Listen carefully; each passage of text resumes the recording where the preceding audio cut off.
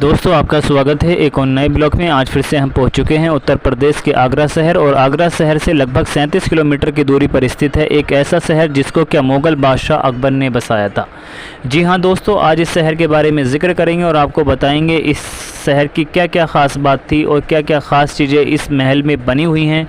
सारा जिक्र करने वाले हैं हम अपने यूट्यूब चैनल के माध्यम से। अगर आपने वीडियो को लाइक नहीं किया हो तो लाइक कर दीजिए, चैनल को सब्सक्राइब नहीं किया हो तो सब्सक्राइब कर दीजिए। दोस्तों अगर सबसे पहले यहाँ पर आप आना चाहते हैं तो आपको आना पड़ेगा आगरा शहर, जहाँ पर क्या दुनिया के 7 अजूबों में शुमार ताजमहल मौजूद है और इसके अलावा और भी बहुत सारे हिस्टोरिकल मोन्यूमेंट्स आपको देखने के लिए मिल जाएंगे आगरा शहर में। और आगरा शहर से आप यहाँ आने के लिए कर सकते हैं ऑटो।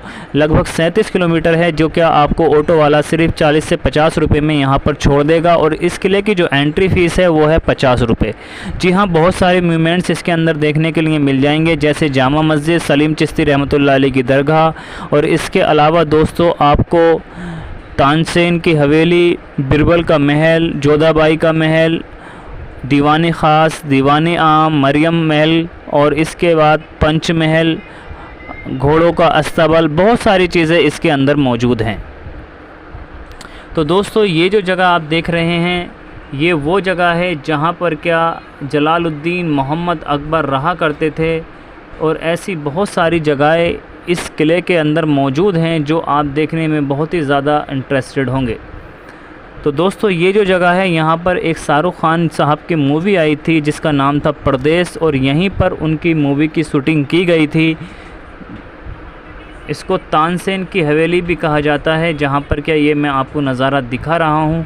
बहुत ही ज़्यादा ये खूबसूरत जगह रही होगी और अपने वक्त की, और आज भी 400 साल बाद भी ये जगह इतनी ही खूबसूरत है। जलालुद्दीन मोहम्मद अकबर का जन्म 15 अक्टूबर सन 1542 ईस्वी में हुआ था और इनकी मृत्यु 27 अक्टूबर 1605 ईस्वी में तैमूर वंश वाले के मुग़ल वंश का तीसरे शासक थे। अकबर को अकबर आज़म अर्थात अकबर महान शहंशाह, अकबर महाबली शहंशाह के नाम से भी जानते हैं। सम्राट अकबर मुग़ल साम्राज्य के संस्थापक जहीरुद्दीन मोहम्मद बाबर के पोते और नसरुद्दीन, हुमायूं व हमीदा बानो के पुत्र थे। बाबर का वंश तैमूर और मंगोल नेता चंगेज़ खान से संबंधित था, अर्थात उनके वंशज तैमूर लंग के ख़ानदान से थे और मातृ पक्ष का संबंध चंगेज़ खान से था, यानी कि माँ का। अकबर के शासन के अंत तक 1504 में मुग़ल साम्राज्य में उत्तरी और मध्य भारत के अधिकांश भाग सम्मिलित थे और समय सर्वाधिक शक्तिशाली साम्राज्यों में से एक थे। बादशाह में अकबर ही एक ऐसा बादशाह थे जिसे हिंदू मुस्लिम दोनों वर्गों का बराबर प्यार और सम्मान मिला। उसने हिंदू मुस्लिम संप्रदायों के बीच की दूरियां कम करने के लिए दीन इलाही नामक धर्म की स्थापना की। उसके दरबार सबके लिए हर समय खुला रहता था। उसके दरबार में मुस्लिम सरदारों की अपेक्षा हिंदू सरदार अधिक थे।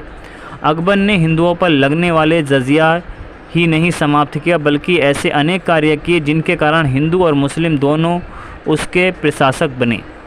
अकबर मात्र 13 वर्ष की आयु में अपने पिता नसरुद्दीन मोहम्मद हुमायूं की मृत्यु उपरांत दिल्ली की राजगद्दी पर बैठे थे। अपने शासनकाल में उन्होंने शक्तिशाली पश्तून वंशज शेरशाह सूरी के आक्रमण बिल्कुल बंद करवा दिए थे। साथ ही पानीपत के दूसरे युद्ध में नव घोषित हिंदू राजा हेमू को पराजित किया था।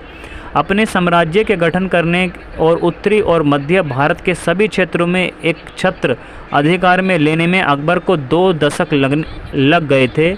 उसका प्रभाव लगभग पूरे भारत उपमहाद्वीप पर था और इस क्षेत्र में बड़े भूभाग के सम्राट के रूप में उसने शासन किया। सम्राट के रूप में अकबर शक्तिशाली और बहुल हिंदू राजपूत राजाओं से राजनीतिक संबंध बनाए और उनके यहाँ विवाह भी किए।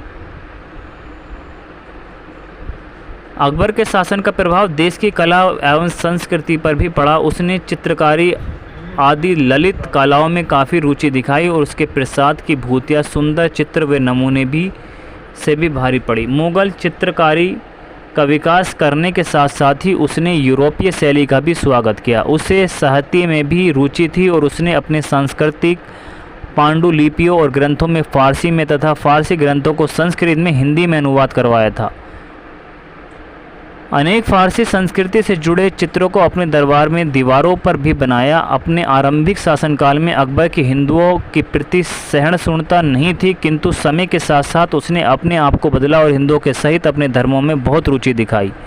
उसने हिंदू राजपूत राजकुमारियों से वैवाहिक संबंध भी बनाए। अकबर के दरबार में अनेक हिंदू दरबारी, सैन्य अधिकारी व सामंत थे। उसने धार्मिक चर्चाएं व विवाद कारीगरों में अनोखी श्रृंखला आरंभ की थी, जिसमें मुस्लिम आलिम लोगों की जैन, सिख, हिंदू, चरवाक, नास्तिक, यहूदी, पुर्तगाली एवं कैथोलिक ईसाई धर्मशास्त्रियों से चर्चाएं हुआ करती थी। तो दोस्तों ये वो जगह है इस किले के अंदर जहाँ पर क्या लगभग 400 साल पहले अकबर की सेना के घोड़े यहाँ पर बांधे जाते थे। हज़ारों की तादाद में यहाँ पर घोड़े बांधे जाते थे। आप देख सकते हैं यहाँ पर जो ये जगह है, स्पेस है, नीचे गोल गोल जो आप देख रहे हैं, ये यहाँ पर घोड़ों को बांधा जाता था इसी जगह। और ये जो जगह है यहाँ पर घोड़ों के लिए चारा रखा जाता था। जी हाँ दोस्तों, यहाँ पर घोड़ों के लिए चारा रखा जाता था। बहुत ही पुरानी ये जगह है। बहुत सारे म्यूमेंट्स इसके अंदर आपको देखने के लिए मिल जाएंगे। पिछले ब्लॉग में मैं आपको दिखा चुका हूँ कि किस तरह से यहाँ पर और बहुत सारी चीज़ें आपको देखने के लिए। अकबर का जन्म पूर्णिमा के दिन हुआ था, इसलिए उनका नाम बदरुद्दीन मोहम्मद अकबर रखा गया था। बदर का अर्थ होता है पूर्ण चंद्रमा और अकबर उनके नाना शेख अली अकबर जमी के नाम से लिया गया था। कहा जाता है कि काबुल पर विजय मिलने के बाद उनके पिता हुमायूं ने बुरी नज़र से बचने के लिए अकबर की जन्मतिथि व नाम बदल दिए थे।